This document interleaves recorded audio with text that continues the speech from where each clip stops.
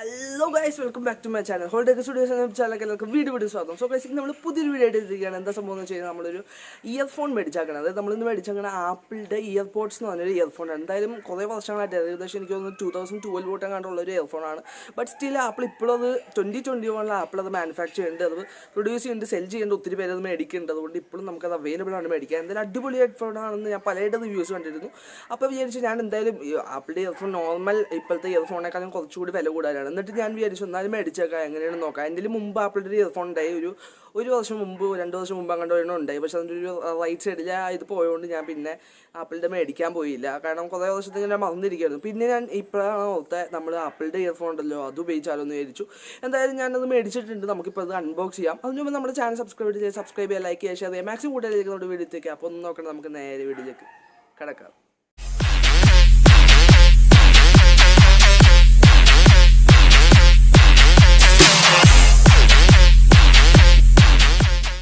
So guys, അപ്പോൾ ഇതാണ് നമ്മുടെ ആപ്പിളിൻ്റെ ഇയർപോഡ്സ് ഹെഡ്ഫോൺ പ്ലഗ് എന്ന് പറയുന്നത്. അപ്പോൾ ആപ്പിളിൻ്റെ ആണ് നമ്മൾ മേടിച്ചാക്കണം. അപ്പോൾ ഇതിന് ഏകദേശം 1900 റുപ്പീസാണ് ആപ്പിളിൻ്റെ സൈഡിലും പിന്നെ ഇതിൻ്റെ ബാക്കിൽ MRP ഇട്ട്. അങ്ങനെ നമുക്ക് 1700 റുപ്പീസ് എടുത്തു. നമ്മളിത് MyG ഷോപ്പിൽ പോയാണ് മേടിച്ചത്. സോ വളരെ ടൈനി ആയിട്ടുള്ള ഒരു ഹെഡ്ഫോണാണ്. മാത്രമല്ല വേറൊരു കാര്യം എന്ന് വെച്ച് കഴിഞ്ഞാൽ ആപ്പിളിൻ്റെ വൺ ഓഫ് ദ വില കുറഞ്ഞ പ്രൊഡക്ട്സിലൊന്നാണ് ഈ ആപ്പിളിൻ്റെ ഇയർപോഡ്സ്. ബാക്കിയുള്ള പ്രൊഡക്ട്സും ഭയങ്കര എക്സ്പെൻസീവായ പ്രൊഡക്ട്സാണ്. സോ നമ്മളിത് മേടിച്ചാക്കണം ആപ്പിളിൻ്റെ ഏറ്റവും വില കുറഞ്ഞ, അതുപോലെ തന്നെ ഏറ്റവും കുറഞ്ഞ വിലയുള്ളൊരു പ്രൊഡക്റ്റാണ്. പിന്നെ ഇത് നമ്മുടെ 3.5mm ഹെഡ്ഫോൺ പ്ലഗ് ആണ്. ബാക്കിൽ ഇപ്പോൾ ഇതിൻ്റെ ഡീറ്റെയിൽസും കാര്യങ്ങളൊക്കെ കൊടുത്തിട്ടുണ്ട്, നിങ്ങൾക്ക് കാണാൻ പറ്റും. പിന്നെ ഇതിൻ്റെ ബാക്കിൽ ഇങ്ങനെ ഡീറ്റെയിൽസ് ഉള്ളൂ. നമുക്കൊന്നും നോക്കണ്ട. അപ്പോൾ നേരെ നമുക്കിത് അൺബോക്സ് ചെയ്യാം. സോ നല്ല ക്വാളിറ്റി ആയിരുന്നു. ഇതുപോലത്തെ മുമ്പ് എനിക്ക് ഒരെണ്ണമുണ്ടായി, പക്ഷേ അത് കുറേ നാൾ ഞാൻ യൂസ് ചെയ്തെങ്കിലും കുറച്ച് നാൾ കഴിഞ്ഞപ്പോൾ അതിൻ്റെ റൈറ്റ് സൈഡിൽ ഇത് പോയി. റൈറ്റ് സൈഡിൽ പോയതുകൊണ്ട് ഞാൻ പുതിയ എണ്ണം ഇതിപ്പോൾ എൻ്റെ അനിയന് വേണ്ടി മേടിച്ചതാണ്. സോ നമുക്ക് നേരെ ഒന്ന് അൺബോക്സ് ചെയ്ത് കളയാം. യെസ്, ഇവിടെ ഒരു സീൽ നമുക്ക് കാണാൻ പറ്റും. നമ്മൾ ജസ്റ്റ് ഒന്ന് പൊട്ടിക്കുകയാണ്. ഒരു സ്റ്റിക്കറാണ് guys.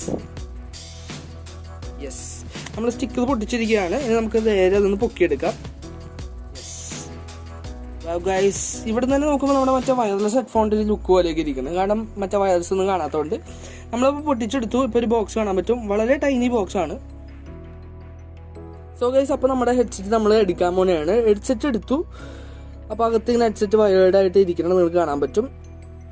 Yes, so headset എടുത്തതിൻ്റെ ഭാഗത്തൊരു booklet പോലെ എന്തോ കാണുന്നുണ്ട്. നമുക്കതൊന്ന് പുറത്തേക്ക് എടുക്കാം. നല്ല തടിയുള്ള ബുക്ക്ലെറ്റാണ് ഗൈസ് നമുക്ക് കിട്ടിയേക്കണേ. പിന്നെ ബോക്സാണ്, ഇതിന് നല്ല രസമുണ്ട് കാണാൻ. സോ നമുക്കിതൊന്ന് മാറ്റി വെക്കാം. നമുക്ക് ഈ ബുക്ക്ലെറ്റ് ഒന്ന് നോക്കാം. ഇതിന് 1 ഇയർ വാറൻ്റിയൊക്കെ പറഞ്ഞിട്ടുള്ളതാണ് ഗൈസ്.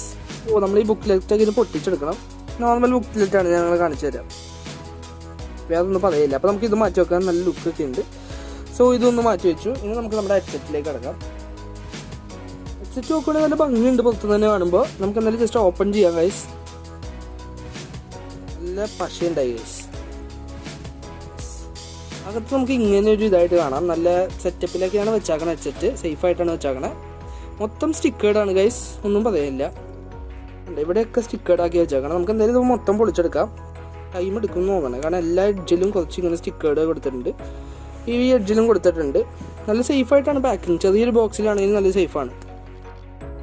യെസ്, ഫസ്റ്റത്തെ നമ്മുടെ ഇവിടുത്തെ കഴിഞ്ഞു. ഇനി ഇവിടുത്തെ നമുക്കൊന്ന് ഓപ്പൺ ചെയ്തെടുക്കാം. യെസ്, ഇവിടുത്തെ ഓപ്പണായി.